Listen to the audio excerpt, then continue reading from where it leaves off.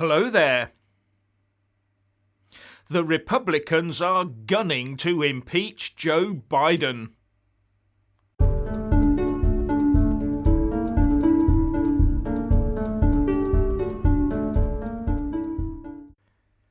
Oh, the karma of it. The Republican Senator Ted Cruz says that if his party gets back control of Congress after the November midterms, then they would have multiple grounds on which to impeach the Olympic stair climber and follicle scent expert President Joe Biden. But the really big question here is, would anyone notice? In fact, would Joe Biden himself wake up and notice?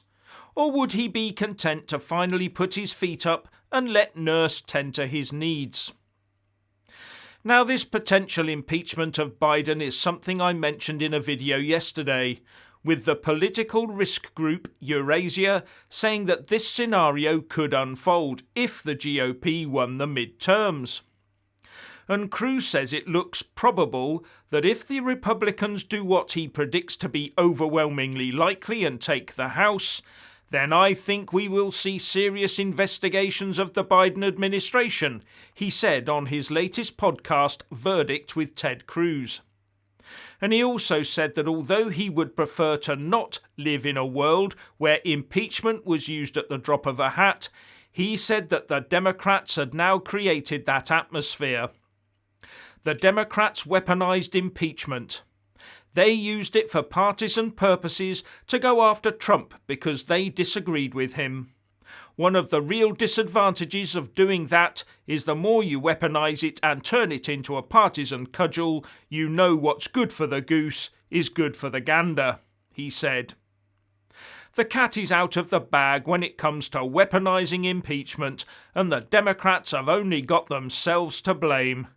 And Cruz also said that that's not how impeachment is meant to work, but I think the Democrats crossed that line.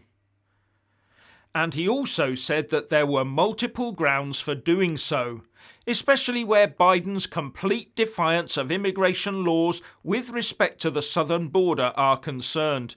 He pointed out that rolling back Trump's border restrictions was a dereliction of duty under Article 2 of the US Constitution that says the president as the commander-in-chief must enforce federal law.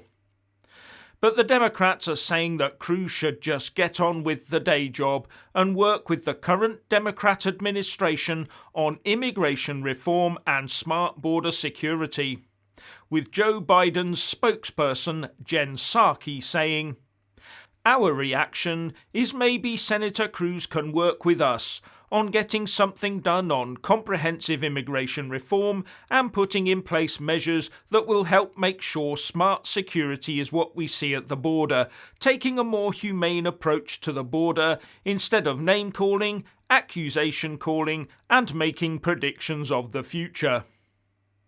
Sounds like the Dems want a smart, open border down there.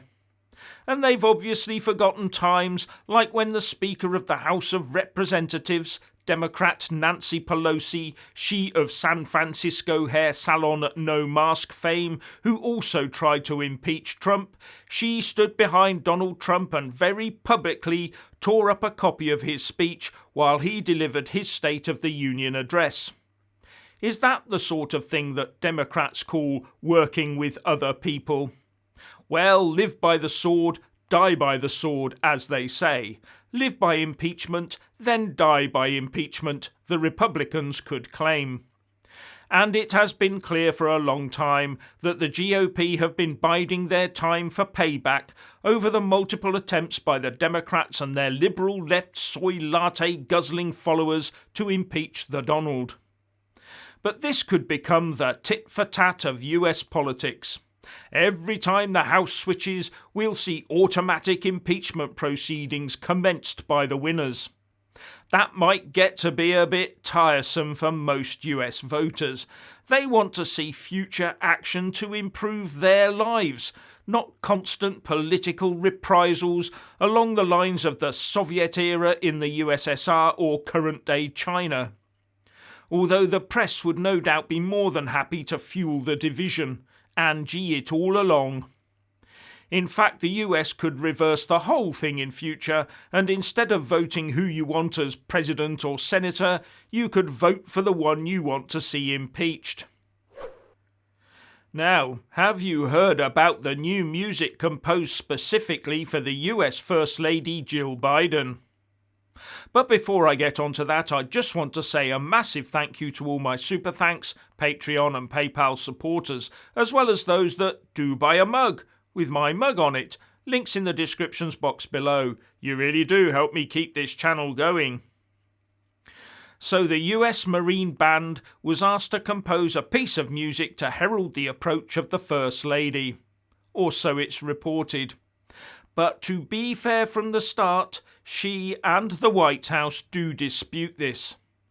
However, there is a rendition of this fanfare for the First Lady on YouTube.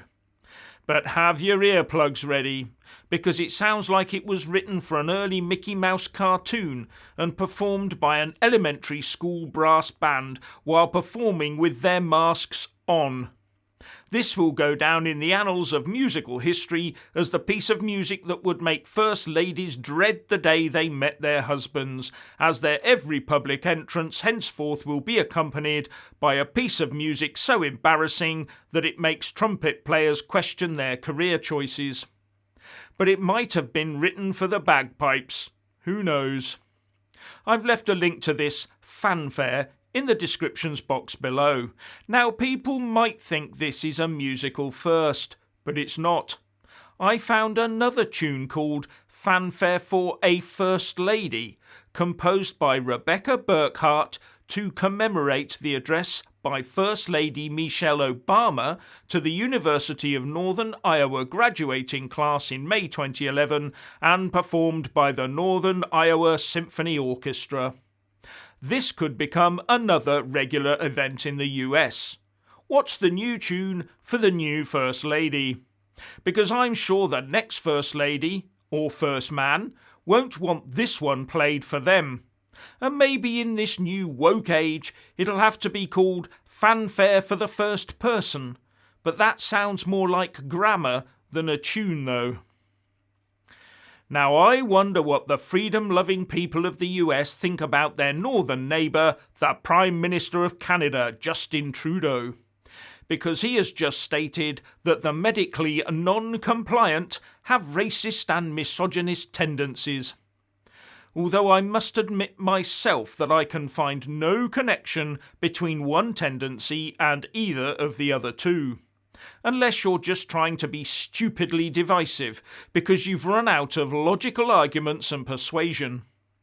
But Trudeau is not alone, because the President of France, Emmanuel Macron, has also come out and said that he will hassle the non-compliant and pee them off until they comply.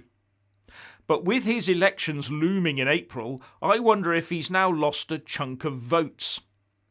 Now, is it telling that both Macron and Trudeau delivered their rants in the French language, the language of that wannabe emperor of the world, Napoleon Bonaparte? And the German health minister did basically the same thing in German. So what's your opinion on impeaching Joe Biden? Please like and comment below. Please subscribe and like this video, buy a mug and support me on Patreon or PayPal, and thank you for watching.